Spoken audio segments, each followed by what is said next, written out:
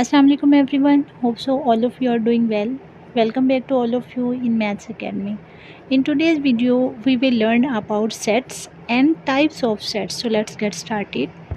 A set is unordered collection of objects. The objects in a set are called the elements or members of a set. For example, you can see in set A there are 4 elements A, B, C and D. So the elements that are the part of a set A are called members, and we can say these are the elements of set A. In the same sense, in set B there are 3 elements, and we can see there are 3 members in set B. All the elements that are the part of any set, we will say those elements belongs to that one set. For example, in set A, small b, small c and small d belongs to set A, but these element does not belongs to set B. In the same sense, 1, 2, 3 belongs to set B but does not belongs to set A. We represent the set in 3 forms. First one is descriptive form.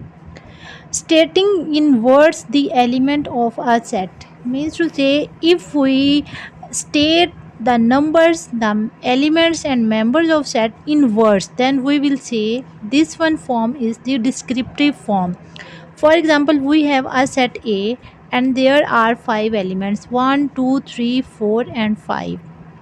If we are going to write the descriptive form of set, we will say that one set A is the set of first 5 natural numbers. If we write it in words or in a statement, then that one form will be the descriptive form.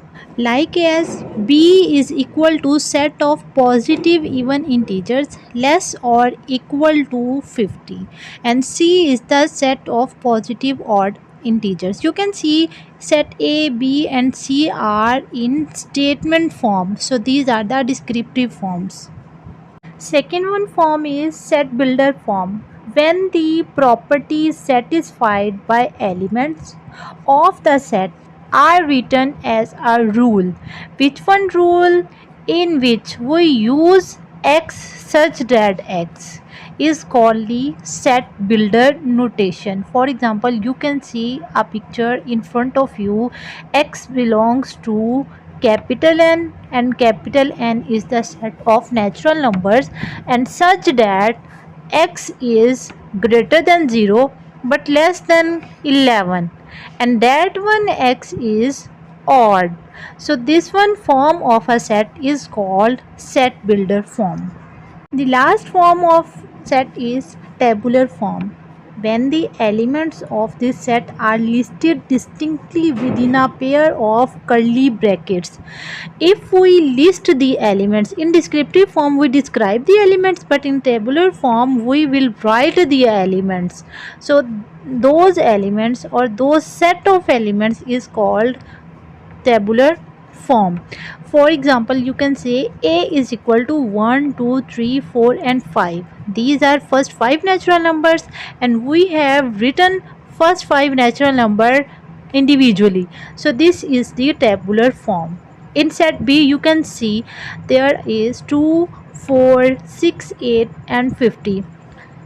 We can count it, and these are written individually, so we will say this is the tabular form, and tabular form of even numbers up to 50. In the same sense, C is equal to 1, 3, 5, 7, 9. It is the set of positive odd numbers. Our next topic is types of sets. So there are 12 types of sets. First one is empty set, second one is singleton set, third one is finite set, infinite set, equal sets, equivalent sets, universal set, subset, proper subset, superset, proper superset, and last one is power set. The empty set is also called the null set.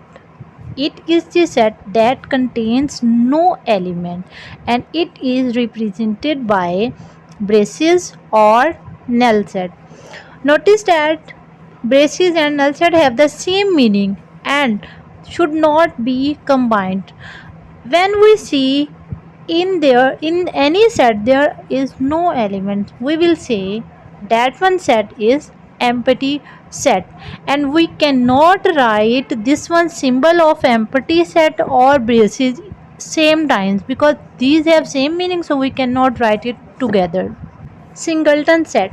A set which contains only one element is called singleton or unit set. For example, A is equal to 2, B is equal to x such that 4 is less than x is less than 6, means to say x is greater than 4 and less than 6, and it is an integer. So these are only one element, these are single elements, so we will say that this one set is singleton set. Finite set. A set with a limited number of elements.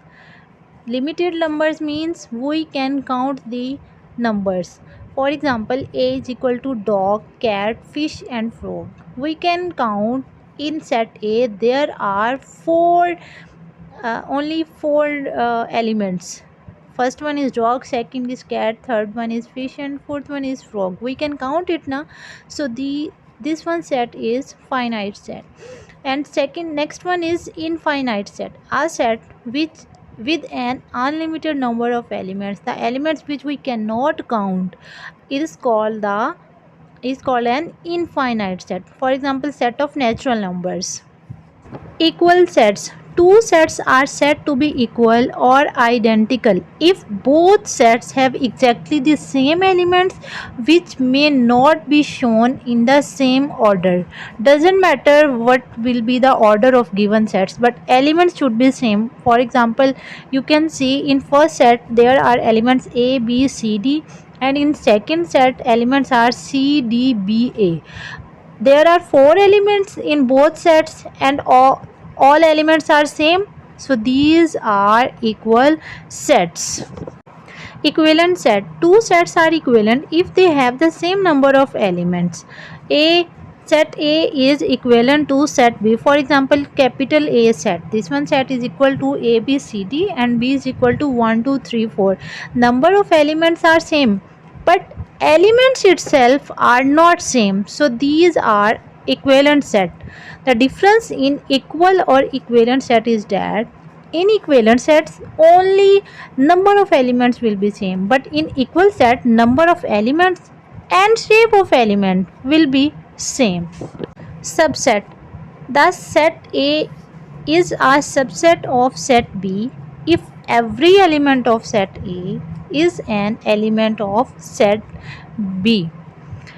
If A is a subset of B and B contains elements which are not in A, then A is a proper subset of B. What is the meaning of this thing? It means that if we take February, March and April, these 3 months are the part of our 1 year.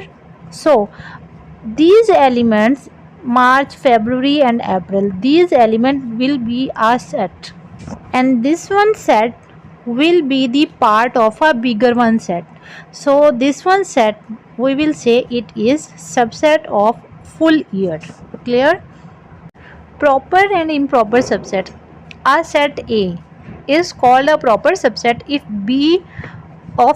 if every element of A is an element of B, but A is not whole of B.